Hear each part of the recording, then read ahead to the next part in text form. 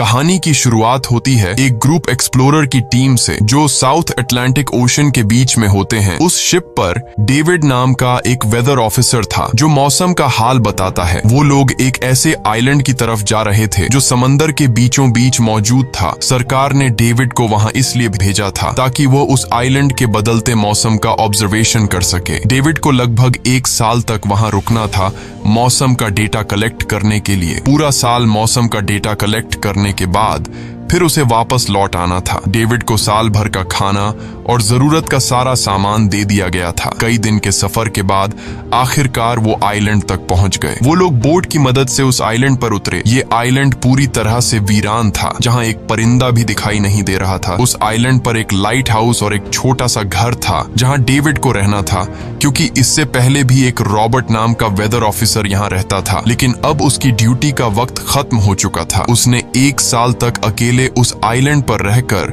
मौसम का data collect किया। अब उसकी जगह डेविड यहाँ पूरा साल मौसम का डेटा कलेक्ट करने के लिए रहेगा और वो पुराना ऑफिसर रॉबर्ट शिप के साथ वापस चला जाएगा। लेकिन जब पूरी टीम ने घर को विजिट किया तो वो हैरान रह गए, क्योंकि वहाँ किसी भी इंसान का नामो निशान नहीं था। कमरे के अंदर पुराने ऑफिसर का सारा सामान यहाँ वहाँ बिखरा पड़ा था। जिसके बाद कैप्टन और डेविड ने सोचा कि शायद लाइट हाउस में कोई हो सकता है। कैप्टन और डेविड बिना वक्त गंवाए लाइट हाउस की तरफ बढ़ते हैं और वो सब वहां एक अजीब नजारा देखते हैं। वो देखते हैं कि पूरा लाइट हाउस तेज और नुकीले लकड़ियों से घिरा हुआ था, जैसे किसी ने जानबूझकर उसे बंद कर दिया हो ताकि कोई भी अंदर न जा सके। जिसके बाद कैप्टन और डेविड ने लाइट हाउस का गेट कई बार नॉक किया, लेकिन अंदर से कोई रिस्पॉन्स नहीं मिला। आखिर में उन्होंने गेट को जोर से धक्का दिया और अंदर घुस गए। लाइट हाउस के अंदर उन्हें एक आदमी मिला जिसका नाम ग्रूनर था। जब उन्होंने ग्रूनर से पुराने वेदर ऑफिसर रॉबर्ट के बारे में पूछा तो उसने जवाब दिया कि वो तो मर गया है। वो समंदर की तरफ गया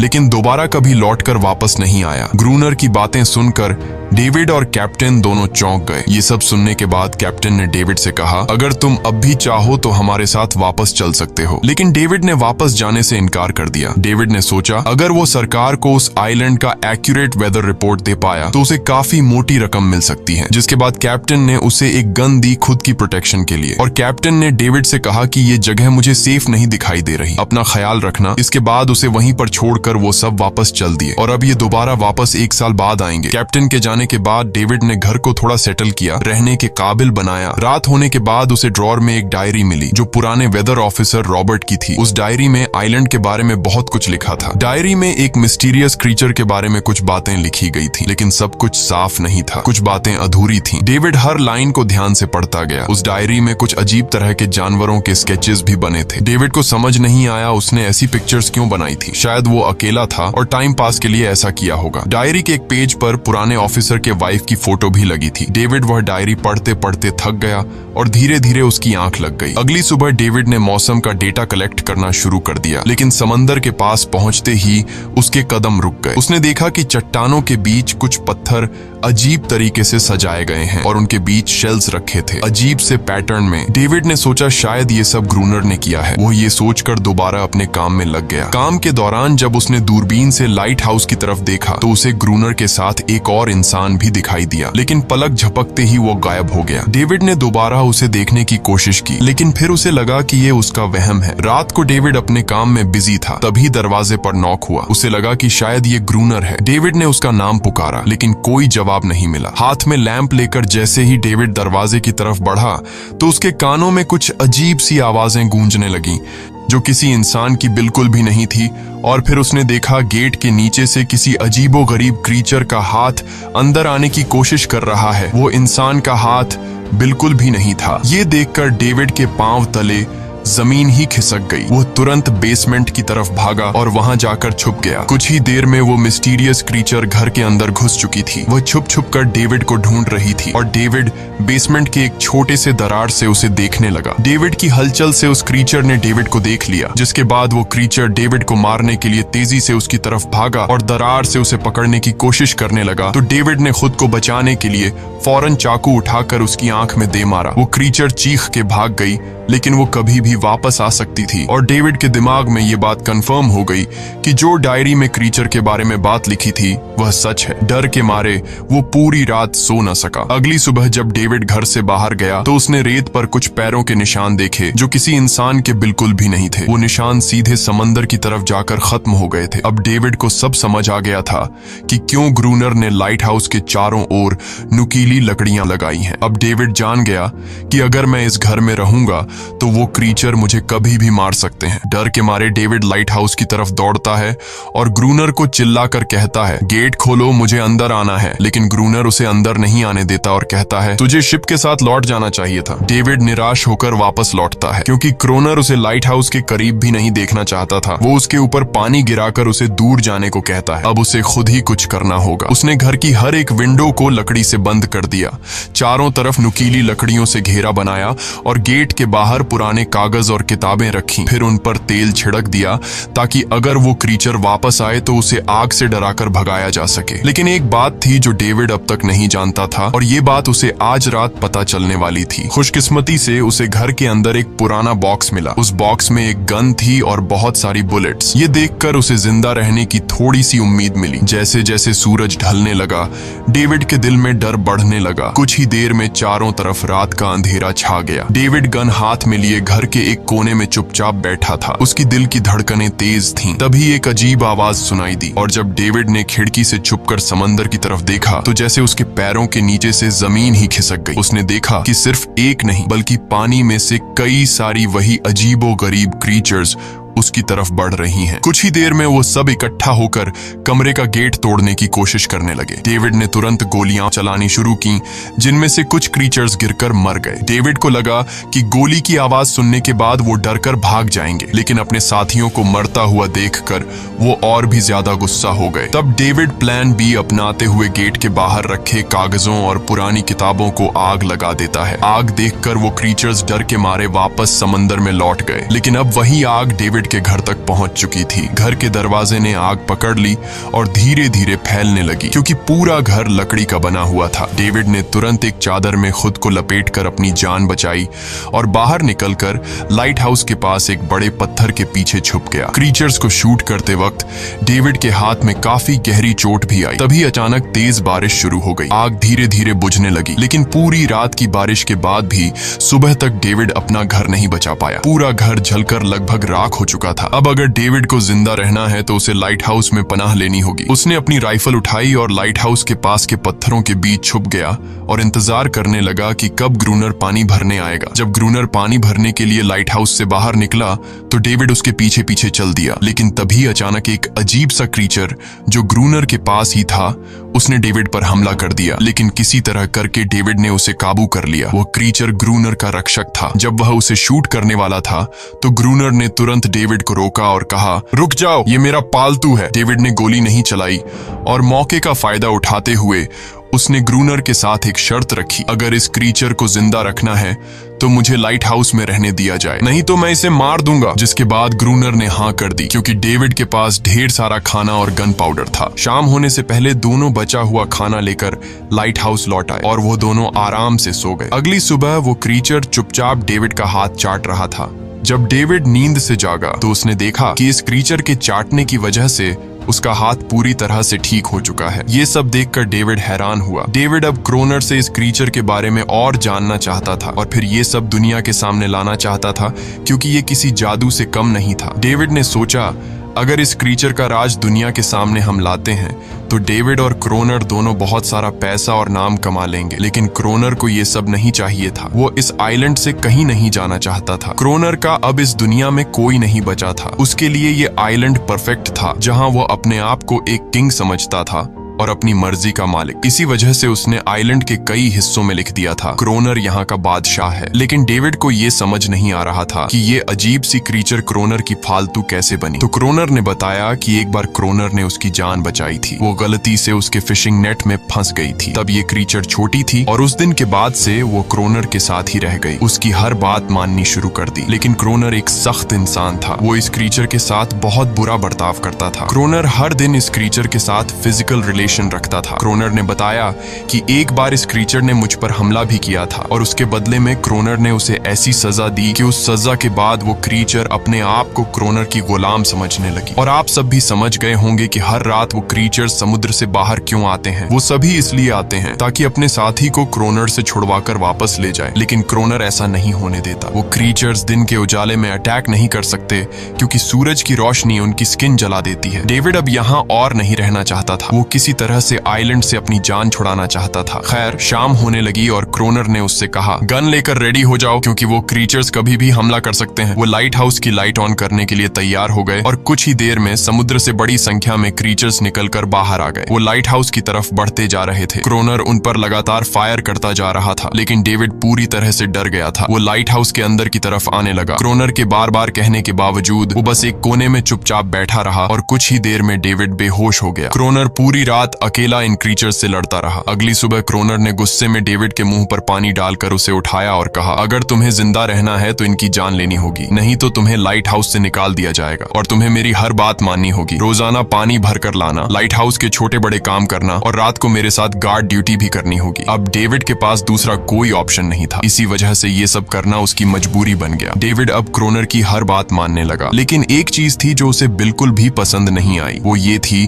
कि हर रोज उस फीमेल क्रीचर को अलग अलग तरीकों से फिजिकली टॉर्चर करना। रात होती है, दोनों फिर से गार्ड ड्यूटी के लिए तैयार हो जाते हैं और एक बार फिर वो क्रीचर समुद्र से निकलकर बाहर आते हैं। लेकिन आज डेविड को डर नहीं लग रहा था। उसने क्रीचर पर फायरिंग शुरू की, मगर आज क्रोनर कुछ भी नहीं कर रहा था। वो डेविड को बाहर छोड़कर लाइट हाउस का गेट बंद कर देता है और खुद चुपचाप अंदर बैठ जाता है ताकि डेविड खुद सीख सके कि इन क्रीचर्स से कैसे लड़ा जाता है। इसी तरह डेविड को लड़ते लड़ते वो रात कट जाती है और सुबह हो जाती है। सुबह क्रोनर ने देखा कि डेविड लाइट हाउस के गेट के बाहर खून में लथपथ बैठा था। अब उसने सीख लिया था कि इन क्रीचर्स से कैसे लड़ना है। इसी तरह समय गुजरता गया, रातों को इन क्रीचर्स से लड़ते हुए और दिन भर क्रोनर के लाइट हाउस के काम संभालते हुए। ये आइलैंड अब उसके लिए एक बंद घर जैसा हो गया था। वो हर वक्त सोचता रहता था कि कब ये जगह छोड़कर आजादी की सांस लेगा। समय के साथ साथ डेविड का उस फीमेल क्रीचर के साथ एक अजीब सी दोस्ती बन गई थी। डेविड को उसके लिए अब बुरा लगने लगा था। अब उसे समझ आया कि अपने लोगों को छोड़कर अकेला रहना कितना मुश्किल होता है। शायद वो क्रीचर भी कुछ ऐसा ही महसूस करती थी। डेविड ने उस क्रीचर को एक नाम भी दिया, अनारियस। इसी तरह से दिन गुजरते गए और फिर एक दिन उन्होंने देखा कि इन क्रीचर्स के अटैक्स धीरे धीरे कम हो रहे हैं। डेविड सोचता है शायद सर्दियों में वो कहीं और चले जाते हैं या फिर शायद उन्हें समझ आ गया था कि इन दोनों से लड़कर कुछ हासिल नहीं होगा। लेकिन क्रोनर ने उससे कहा कि ऐसा बिल्कुल नहीं है, वो फिर से अटैक करेंगे। अब वो अपनी संख्या बढ़ा रहे हैं। कुछ और दिन ऐसे ही गुजर गए। एक रात डिनर के बाद क्रोनर और डेविड ने टाइम पास के लिए चेस खेलना शुरू किया, लेकिन यहीं पर क्रोनर से एक बड़ी गलती हो गई। वो दोनों खेल में इतने उलझ गए कि लाइट हाउस की लाइट्स ऑन करना ही भूल गए। अंधेरे का फायदा उठाकर क्रीचर्स ने उन पर अटैक कर दिया। डेविड ने देखा कि क्रीचर्स की संख्या इतनी ज्यादा थी कि दो लोग मिलकर भी ज्यादा देर तक नहीं लड़ सकते थे और इस बार उनके पास कोई प्लानिंग भी नहीं थी। गन्स की बुलेट्स भी ऑलमोस्ट खत्म हो चुकी थीं। किसी तरह बचते बचाते वो लाइट हाउस के टॉप तक पहुंच गए, लेकिन इस बीच क्रोनर के पैर में गहरी चोट आ गई। वो क्रीचर्स आज उन पर भारी पड़ गए थे। दोनों को लगा कि आज उनकी मौत पक्की है, लेकिन खुशकिस्मती से सुबह हो गई। जैसे ही सूरज धीरे धीरे उभरता है, वो क्रीचर्स लाइट हाउस छोड़कर समुद्र में वापस चले जाते हैं। कड़कती धूप निकलने के बाद एनेरियस क्रोनर के जख्म को ठीक करने की कोशिश करती है, लेकिन अब तक डेविड को समझ आ चुका था कि वो इन क्रीचर्स के साथ ये लड़ाई जीत नहीं सकते। बुलेट्स भी अब खत्म होने के करीब हैं। उनके पास खाना भी इतना नहीं है कि वो ज्यादा देर तक चल सके। लकीली अगले दिन जब डेविड लाइट हाउस के बाहर इधर उधर घूम रहा था तो उसने समुद्र में एक जहाज देखा। वो जल्दी से अंदर से फ्लेयर गन लाया और जहाज को सिग्नल देने गया, लेकिन क्रोनर ने उसे रोक दिया क्योंकि वो नहीं चाहता था कि डेविड यहाँ से जाए। उसी वक्त अनारियस ने क्रोनर पर हमला कर दिया। वो डेविड को क्रोनर से बचाना चाहती थी। क्रोनर किसी को भी ये आइलैंड छोड़ने नहीं देना चाहता था। ये आइलैंड उसकी अपनी दुनिया थी जहाँ वो एक किंग की तरह रहता था। वो डेविड को भी जाने नहीं देना चाहता था। इतने समय से अकेला रहने के बाद अब उसके पास कोई था जिससे वो बात कर सकता था, और अगर डेविड उस शिप में वापस चला गया तो वो वहां जाकर सबको एनेरियस और उनके बारे में बता देगा, इसलिए अब डेविड यहाँ से नहीं जा सकता। धीरे धीरे वो शिप डेविड की आंखों के सामने समुद्र में गायब हो गई। अब उसके पास कुछ भी करने को नहीं था। कुछ और दिन ऐसे ही बीत गए। क्रोनर अब भी डेविड और अनारियस दोनों के साथ बुरा बर्ताव कर रहा था, लेकिन अनारियस को वो खास तौर पर मारता था, जो डेविड को बिल्कुल पसंद नहीं था। एक दिन डेविड ने अनारियस को एक छोटी टॉय बोट गिफ्ट में दी, जो उसने किसी मछली की हड्डी से बनाई थी। लेकिन जब अनारियस ने उस बोट को देखा तो वो डेविड को आइलैंड के एक ऐसे कोने में ले गई जहां सचमुच एक असली बोट रखी थी। जब डेविड ने इस बोट के बारे में क्रोनर से पूछा तो उसने कहा हाँ, उसे पहले से पता था कि आइलैंड के इस हिस्से में एक बोट है। क्रोनर कहता है कि कुछ लोग इस आइलैंड तक बोट के जरिए अपनी जान बचाने आए थे, लेकिन सुबह होने से पहले उनमें से कोई भी जिंदा नहीं बचा। सबको इन क्रीचर्स ने मार दिया। वो सब शिप में गोला बारूद ले जा रहे थे, लेकिन समुद्र में आए तूफान की वजह से उनका शिप इसी आइलैंड के पास डूब गया। ये सब सुनते ही डेविड के दिमाग में एक आइडिया आया। उनके पास एक डाइविंग सूट जैसा कुछ था। डेविड ने कहा कि अगर हम दोनों में से कोई उस सूट को पहनकर समुद्र के उस हिस्से में जाए जहां वो शिप डूबी थी, तो हो सकता है उन्हें कुछ बुलेट्स या डायनामाइट मिल जाए, जिससे इन क्रीचर्स से लड़ना आसान हो जाए। लेकिन क्रोनर ने इस बात को मानने से इनकार कर दिया, पर डेविड अपनी जान को खतरे में डालकर ये काम करने को तैयार था। कुछ और दिन ऐसे ही गुजर गए। डेविड और अनारियस के बीच एक गहरा कनेक्शन बन गया। डेविड उसे पसंद करने लगा था। इन दोनों को रोमांस करते हुए ये सब क्रोनर ने चुपके से देख लिया। क्रोनर को लगा कि अनारियस उसे छिन जाएगी, इसलिए डेविड को रास्ते से हटाना पड़ेगा। अगले दिन क्रोनर खुद डेविड की बात मानने को तैयार हो जाता है। वो डेविड से कहता है, ठीक है, तुम सूट पहनकर नीचे पानी में जाओगे और वहां ढेर सारा RDX कलेक्ट करोगे, फिर मैं तुम्हें बोट से ऊपर की तरफ खींच लूंगा। लेकिन क्रोनर का असली इरादा कुछ और ही था। वो चाहता था कि डेविड उसकी मदद से समुद्र के नीचे रखे डायनामाइट के बॉक्सेस वापस सरफेस तक ले आए और उसके बाद उसे वही समंदर में अकेला छोड़ दे,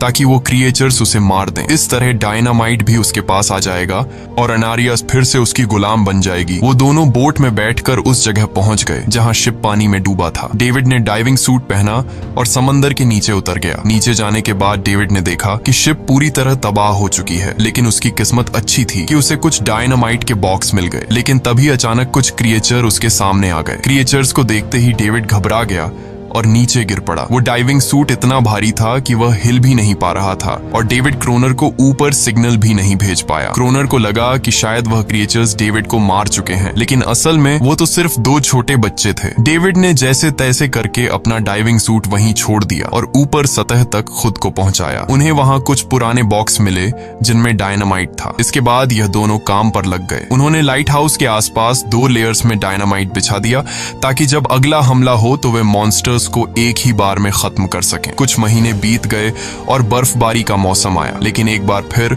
वो क्रिएचर्स गायब हो गए। अचानक से अटैक बंद हो चुके थे, जैसे क्रिएचर्स को खबर मिल गई हो कि उनके लिए जाल बिछाया गया है, इसीलिए अब वो अटैक नहीं कर रहे थे। क्रोनर को लगा कि शायद अनारियस ने उन क्रिएचर्स को खबरदार कर दिया है, जिसकी वजह से वो अनारियस पर जुल्म करने लगा, लेकिन डेविड ने उसे रोक लिया। आखिर में दोनों ने मिलकर एक नया प्लान बनाया, लाइट हाउस का मेन गेट खुला छोड़ने का, ताकि जैसे ही वो क्रिएचर्स पास आए डायनामाइट से उन सबको उड़ा दिया जाए। डेविड ने चालाकी से काम लेते हुए अनारियस को लाइट हाउस के टॉप पर चीखने को कहा। एनरिस की आवाज सुनते ही सभी क्रिएचर्स गुस्से से भड़क उठे। क्रिएचर्स ने जब देखा कि लाइट हाउस का मेन गेट खुला हुआ है तो उन्हें लगा कि यह अच्छा मौका है अनारियस को छुड़ाने का, लेकिन असल में यह उनके लिए एक चाल थी। कुछ ही देर में वह क्रिएचर समंदर से बाहर निकलने लगे। वे सीधे मेन गेट की तरफ बढ़े और अंदर घुसते ही डेविड पर हमला कर दिया। डेविड भी हिम्मत दिखाता है और क्रिएचर से जान छुड़ा लेता है। जैसे ही वे सभी क्रिएचर लाइट हाउस के पास पहुंच जाते हैं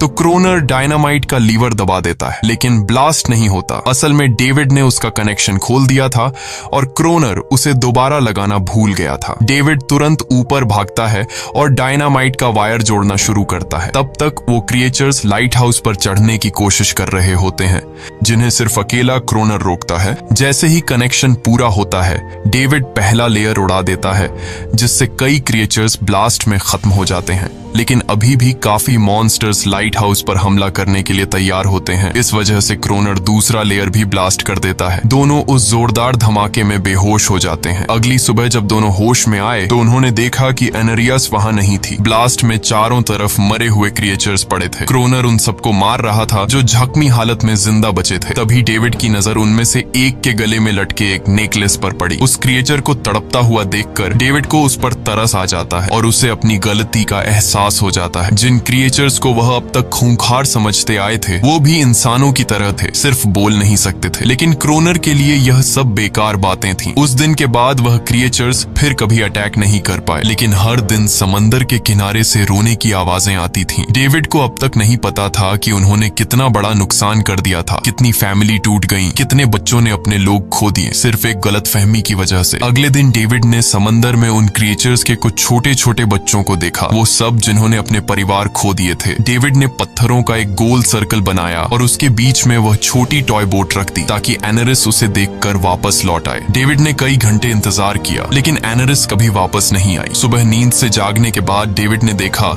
कि क्रोनर सो रहा है। क्रोनर के पास कुछ पुरानी चीजें रखी थीं, उनमें एक पुरानी तस्वीर भी थी और जैसे ही डेविड ने उस तस्वीर को देखा वह हैरान रह गया। वह लड़की जिसका फोटो उसने पहले दिन पुराने ऑफिसर रॉबर्ट की डायरी में देखा था वह कोई और नहीं बल्कि क्रोनर की पत्नी थी और फोटो में क्रोनर उसके साथ खड़ा था। असल में 1 साल पहले आए वेदर ऑफिसर रॉबर्ट मरा नहीं बल्कि उसने अपनी पहचान बदल दी थी, यानी क्रोनर ही वेदर ऑफिसर रॉबर्ट है, बस उसने अपना नाम बदल लिया था क्योंकि अब वह कभी इस आइलैंड को छोड़ना नहीं चाहता था। ये सब देखकर डेविड ने भी यह उम्मीद छोड़ दी कि वह कभी इस आइलैंड से जा पाएगा। अगले दिन शाम को जब डेविड समंदर के किनारे गया उसने देखा कि उस सर्कल में रखी छोटी बोट अब वहां नहीं थी, लेकिन उसी जगह पर उसने एक क्रीचर का छोटा सा बच्चा देखा जिसके हाथों में वह बोट थी। डेविड ने अपने हाथ में जलती हुई लकड़ी को उस सर्कल के बीच में फेंक दिया ताकि वह दिखा सके कि उसका इरादा लड़ने का नहीं है और उससे किसी को खतरा महसूस न हो। वह उनके साथ दोस्ती करना चाहता था। कुछ ही देर बाद समंदर की लहरों से एनेरिस निकलती है और उसके पीछे पूरा क्रीचर्स का ग्रुप भी समंदर से बाहर आता है, लेकिन इस बार कोई भी डेविड पर अटैक नहीं करता क्योंकि वे भी अब शांति चाहते हैं। उनका इरादा सिर्फ एक सुरक्षित जगह पाने का था अपने बच्चों के लिए। लेकिन तभी वहां क्रोनर हाथ में बंदूक लिए पहुंच जाता है। क्रोनर को लगता है कि अगर शांति हो गई तो उसे सबसे ऊपर होने का एहसास कैसे होगा। डेविड उसे समझाने की कोशिश करता है कि ये क्रीचर्स लड़ना नहीं चाहते, ये शांति चाहते हैं, लेकिन ग्रोनर किसी की नहीं सुनता। वो एनेरियस से चिल्लाकर कहता है अंदर चली जाओ, लेकिन ये पहली बार था कि एनेरियस ने उसकी बात नहीं मानी क्योंकि अब वह उसकी नौकरानी नहीं थी। यह देखकर क्रोनर को लगता है कि अब इस आइलैंड पर उसकी बादशाहत नहीं रही। क्रोनर खुद को अंदर से कमजोर महसूस करने लगता है क्योंकि अब कोई भी उसका हुक्म नहीं मान रहा था। गुस्से में उसने लाइट हाउस की तरफ कदम बढ़ाए। डेविड को लगा शायद क्रोनर को अब समझ आ गया होगा कि हर एक जानवर आजादी चाहता है, कोई भी किसी का गुलाम बनकर नहीं जीना चाहता। लेकिन क्रोनर के सर से बादशाहत का भूत कहां उतरने वाला था। जैसे ही वह लाइट हाउस पहुंचा उसने सिग्नल गन से एक फ्लेयर छोड़ी जो सीधा जाकर एक क्रीचर के बच्चे से टकरा गई। उस बच्चे की तुरंत मौत हो गई। सभी क्रीचर्स डर के मारे भाग गए और एनेरियस ने भी डेविड पर अपना पूरा भरोसा खो दिया। गुस्से से पागल डेविड तुरंत लाइट हाउस की तरफ भागता है क्रोनर को सबक सिखाने। डेविड उससे लड़ने लगता है, क्यों किया तूने ये सब? ये लोग तो बस शांति चाहते थे। लेकिन क्रोनर इतना हिंसक हो चुका था कि उसने डेविड को मारने का फैसला कर लिया। वह हाथ में लोहे का रॉड लेकर जैसे ही डेविड पर वार करने जा रहा था, डेविड ने उसे उसके असली नाम से पुकारा और कहा, रुक जाओ रॉबर्ट, तुम खूनी नहीं हो। ये सुनकर क्रोनर एकदम रुक गया। असल में रॉबर्ट ऐसा इंसान कभी था ही नहीं। इस आइलैंड पर आने के बाद अकेले रहने की वजह से उसकी मेंटल हेल्थ बिगड़ चुकी थी। अकेलापन, अपनी पत्नी की मौत और गहरा डिप्रेशन, इन सब ने उसे ऐसा बना दिया था। वह असल में कोई किलर नहीं था, वह एक अच्छा इंसान था। क्रोनर को एहसास हुआ कि ये क्रीचर्स कभी लड़ना नहीं चाहते थे, वे बस शांति चाहते थे। क्रोनर ने उन्हें सिर्फ इसलिए मारा ताकि वह खुद को पावरफुल दिखा सके और अब क्रोनर को अपनी गलती का एहसास हो चुका था। इसीलिए उसने खुद को उन क्रीचर्स के सामने सरेंडर कर दिया और कुछ ही पलों में उन्होंने उसे मार दिया। डेविड लाइट हाउस के अंदर खुद को लॉक कर लेता है। समय ऐसे ही बीतता चला जाता है और 1 साल बाद आइलैंड पर एक गवर्नमेंट अफसर आता है, साथ में एक नया वेदर ऑफिसर भी होता है। अब नए गवर्नमेंट अफसर ने इस आइलैंड पर वेदर मॉनिटर की ड्यूटी करनी थी। जब कैप्टन पिछले अफसर के बारे में डेविड से पूछता है तो डेविड भी वही बात करता है कि वह पानी की तरफ गया था लेकिन कभी वापस नहीं आया और वेदर ऑफिसर को भी लगता है कि डेविड ही ग्रोनर है। डेविड ने भी उनकी इस गलतफहमी को ठीक नहीं किया। वह चुपचाप बालकनी पर गया और खड़ा हो गया बिना कुछ कहे, क्योंकि अब वह भी इस आइलैंड को छोड़ना नहीं चाहता था। बिल्कुल क्रोनर की तरह। इसी दौरान एनेरिस भी अपने परिवार के साथ खुश थी। अब उन्हें किसी क्रोनर जैसे आदमी का डर नहीं था। अब वे आइलैंड पर भी और समंदर में भी आजादी से जी सकते थे। इसी के साथ कहानी खत्म हो जाती है। अगर वीडियो आपको अच्छी लगी हो तो हमारे चैनल को जरूर सब्सक्राइब कीजिए।